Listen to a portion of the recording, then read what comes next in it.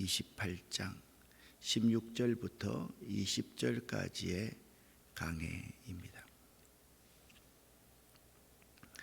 마태복음은 28장에서 마무리됩니다. 마가복음은 16장, 누가복음은 24장, 이 공간복음 이 세 책이 그렇고 요한복음은 21장에서 마무리됩니다. 마태는 마태 공동체에게 마태복음을 마무리하면서 예수님의 지상 명령을 제시합니다. 먼저 예수님께서 지상 명령을 하시는 그 자리가 예수님께서 지시하신 바로 그 산 위에서 제자들과 만납니다. 16절 17절 말씀을 함께 읽어보겠습니다. 11 제자가 갈릴리에 가서 예수께서 지시하신 산에 이르러 예수를 배웁고 경배하나 아직도 의심하는 사람들이 있더라. 아멘. 여기 11 제자는요, 원래 제자가 12명이었는데 27장 5절에 보도된 대로 12 가운데 한 사람인 가룟 유다가 자결해서 죽었으므로 11 제자만 모인 것은 지극히 당연한 일입니다. 복음서에 의하면 예수께서 부활하신 후에 여러 곳에서 여러 차례 나타내 보이셨는데 마지막 선교 명령이 주어지는 곳으로 갈릴리 지방을 분명히 언급하고 있습니다. 이 갈릴리 지방을 분명히 언급하고 있는 복음서는 마태복음뿐입니다. 그 시대의 갈릴리 그 자체는 참 어렵고 외롭고 고독한 사람이 사는 그곳이 바로 갈릴리였던 것입니다. 마태에게 있어서 갈릴리는 이방의 상징이자 예수의 주된 관심사인 소외된 사람들, 즉 로마 제국으로부터 억압과 착취를 당하며 유대교의 거짓된 종교인들로부터 기만당하던 민중들의 도시로 매우 중요한 의미를 지닙니다. 마태는 갈릴리에 대한 예수의 특별한 명령에 집중하기 위해서 다른 복음서에는요, 부활한 이후에 예수님께서 누구를 이렇게 만났다는 이야기들이 나와 있지만 다른 것은 다 생략하고 내가 부활한 후에 갈릴리로 갈 것이니 거기서 나를 만나자, 이 이야기만 하고 오늘 16절 17절 이 두 구절을 시작으로 마지막 지상 명령을 하고 있습니다.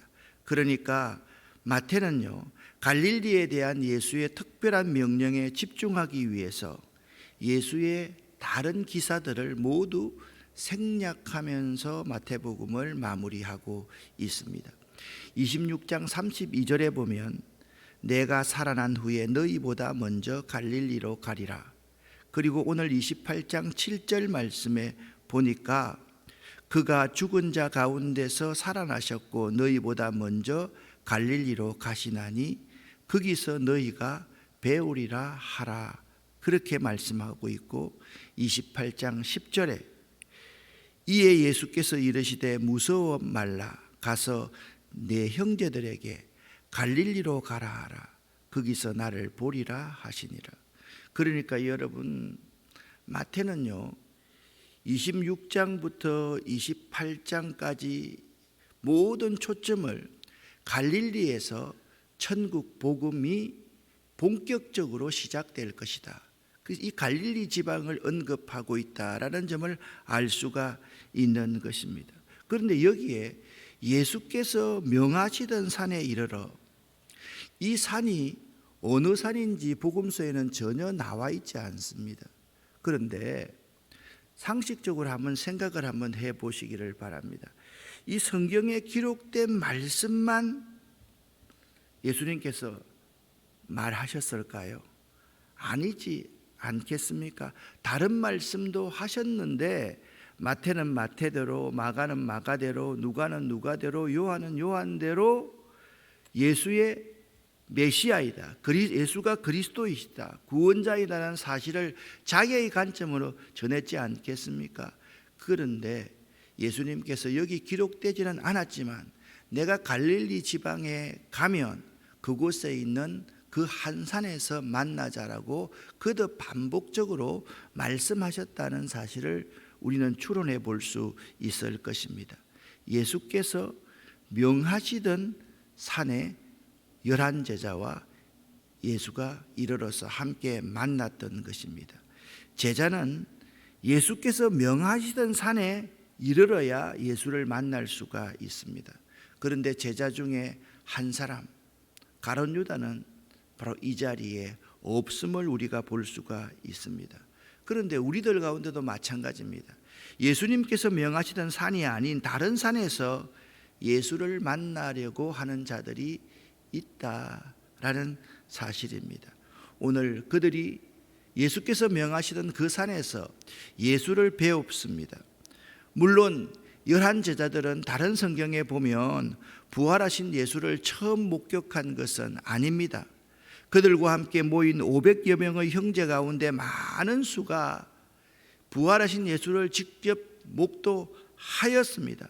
그런데 마태는요, 특별히 그들이 부활하신 예수를 배웠고 이렇게 경배하였다라고 말씀하고 있습니다.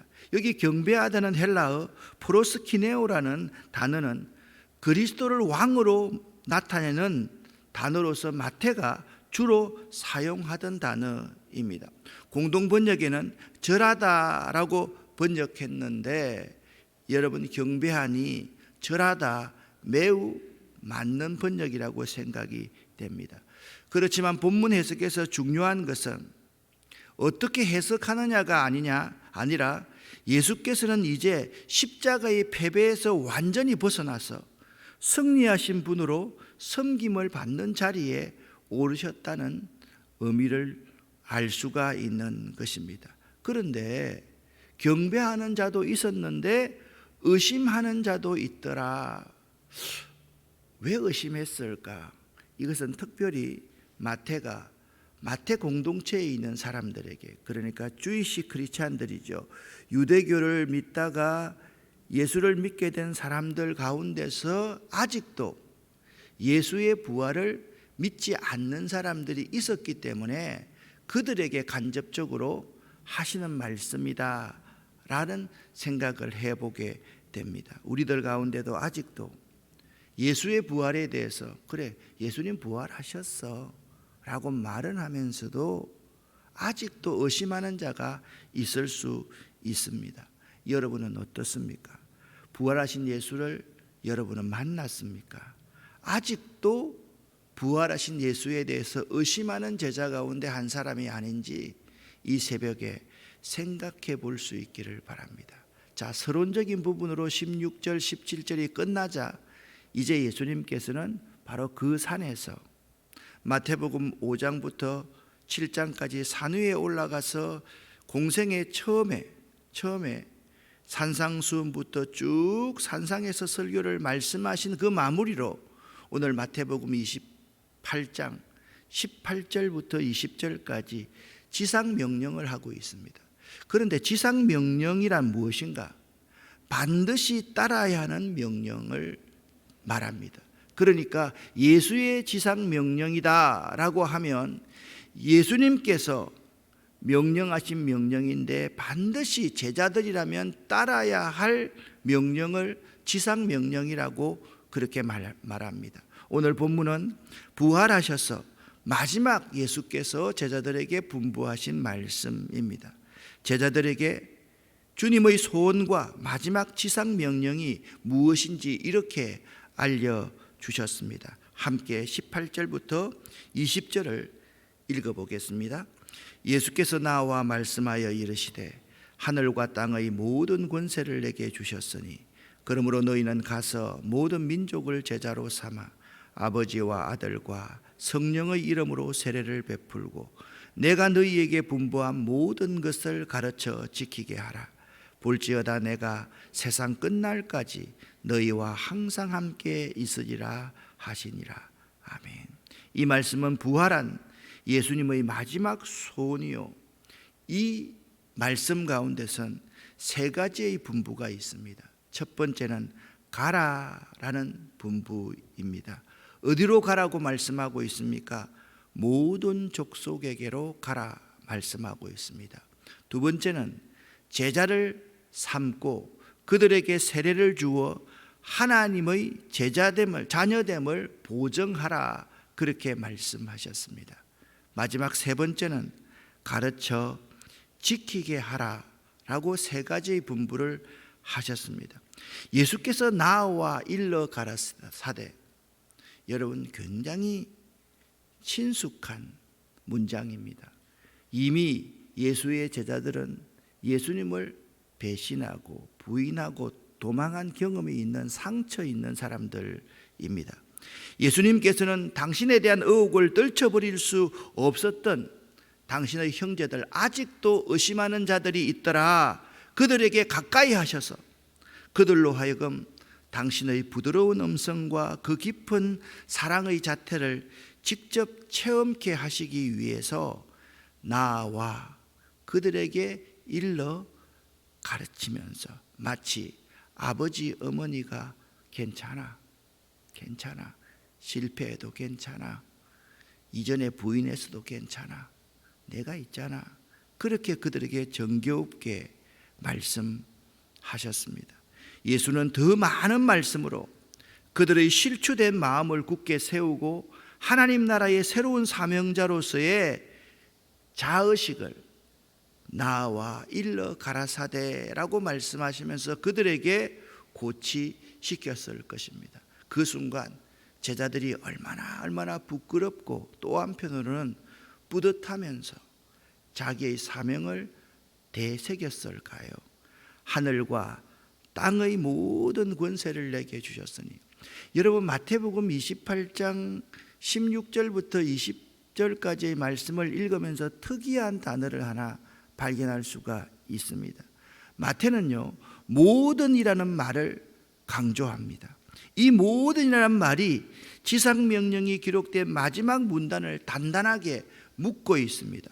모든 권세를 내게 주셨으니, 모든 족속으로 제자를 삼아, 모든 것, 모든 날, 항상 등등으로 표현하면서 이 모든이라는 단어를 통해서 이 문장을 단단하게 묶어가고 있는 모습을 볼 수가 있습니다. 그리고 하늘과 땅의 모든 권세를 아버지께서 나에게 주셨다, 내가 이 권세를 너희에게 위임한다라고 말씀하고 있는 것입니다. 예수께서는 이러한 권세로 가르치시고 병을 고치시며 백성 가운데 병든 것과 약한 것들을 고쳐 나가셨던 것입니다. 이 권세는 말씀드렸듯이 아버지께서 주신 것입니다. 이제 이 모든 권세는 아들을 통해서만 행사될 수 있는 권세였습니다. 결국 예수는 중보자적 왕이신 것입니다. 이러한 권세는 빌립보서 2장 5절부터 11절에 의하면 그의 지극히 겸비한 것에 대한 보상으로 주어진 권세입니다. 이로 말미암아 구속사의 대전환점이 도래했으며 곧 메시아 왕국이 새로운 권능으로 임하기 시작한 것입니다. 그리고 너희는 가라라고 말씀하고 있습니다. 이 가스라는 헬라어는 제1과거 분사형으로서 끝없이 지속적으로 나아가야 할 것을 말합니다. 다시 말합니다.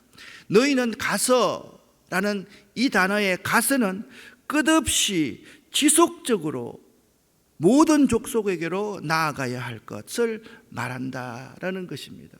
우리는요, 한 번 가고 선교지에 한 번 가고 와봤어 중단하는 것이 아니라 끝없이 지속적으로 나아갈 수 있어야만 됩니다. 이 가설한 선교에 있어서 적극적이고 능동적이고 지속적이야 함을 강조하는 말씀인 것입니다. 우리는요, 너희는 가서라는 이 가서라는 이 헬라어 프로테테스라는 이 단어를 명심할 수 있어야만 됩니다. 끝없이 지속적으로 나아가야 할 존재가 여러분과 저라는 점을 알아야만 됩니다. 모든 족속으로 제자를 삼아. 이전에 예수님께서는요, 이방인의 길과 사마리아인의 고을로 가지 말라.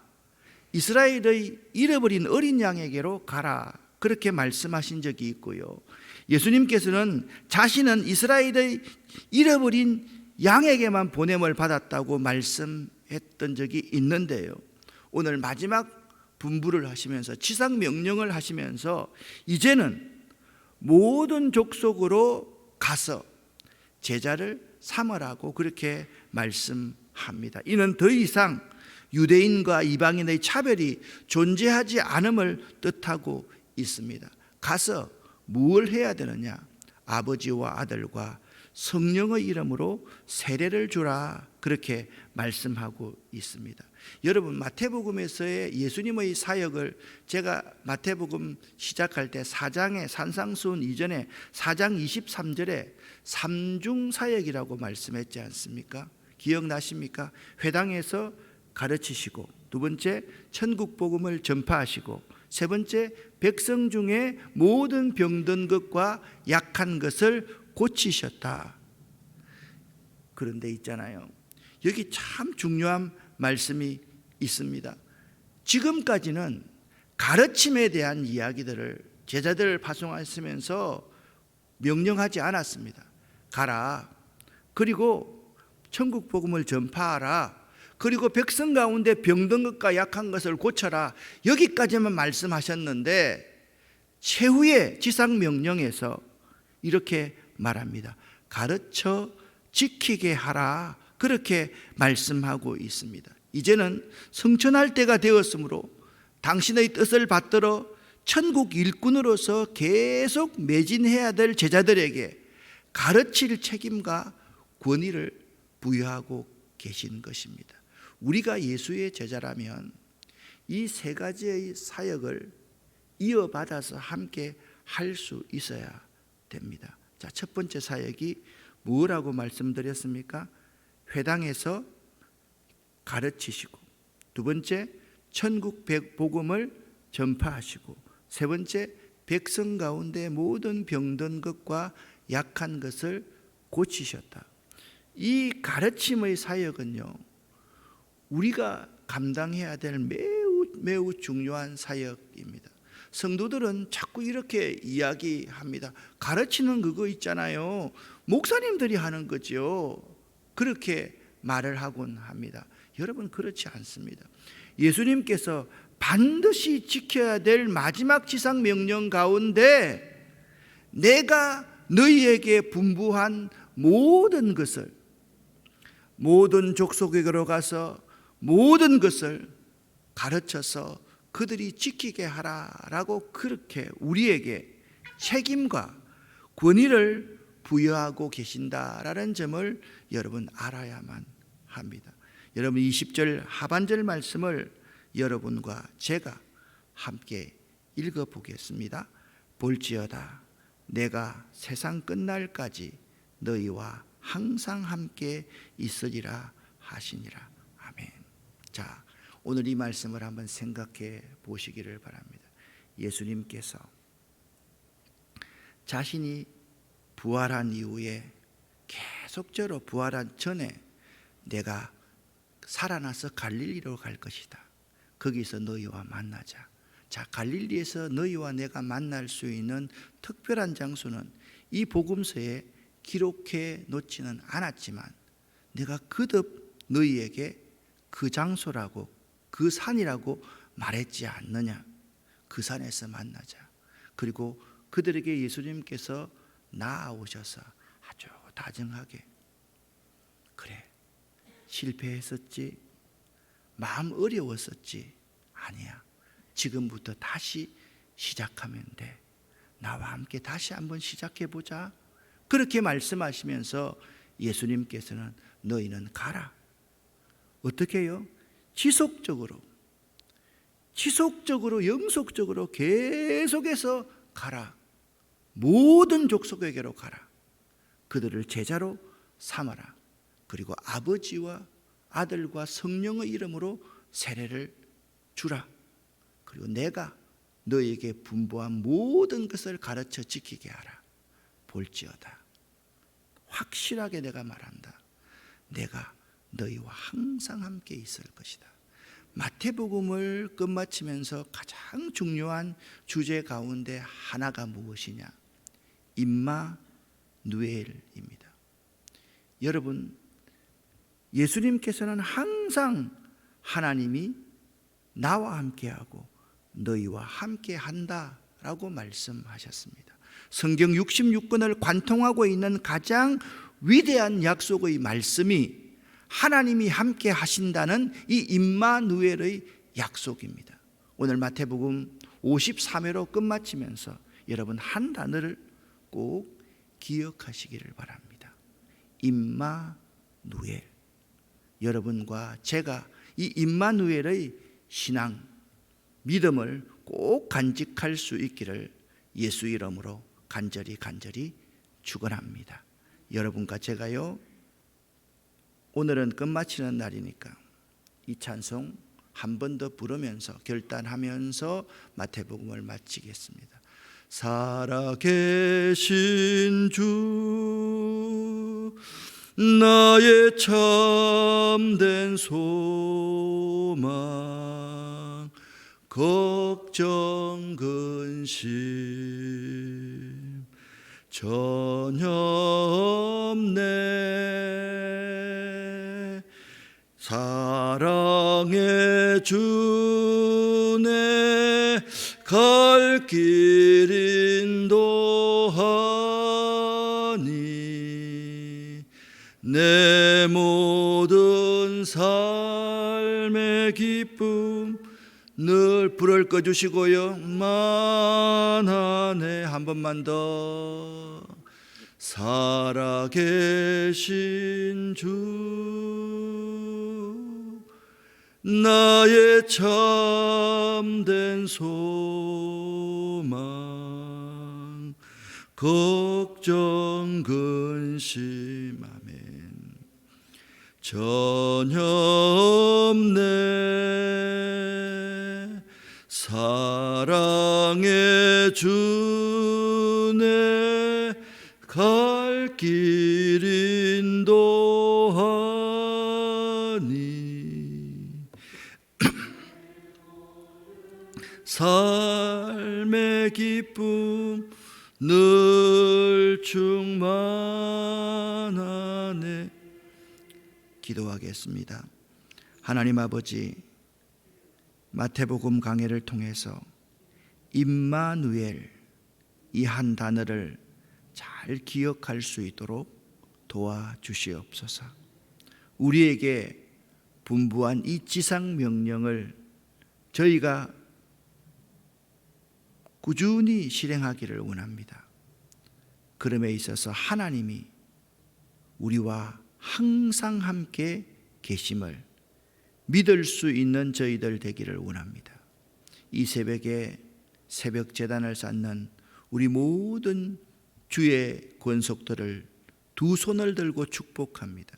하나님 아버지, 하나님 사랑하는 이분들에게, 이분들의 자녀와 손들에게, 이분들의 사업과 직장과 꿈 위에 하늘의 복과 원천의 복을 허락하여 주시옵소서.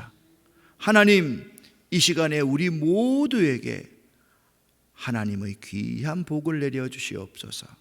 예수 그리스도 이름으로 축복하옵고 간절히 기도 올립니다. 아멘.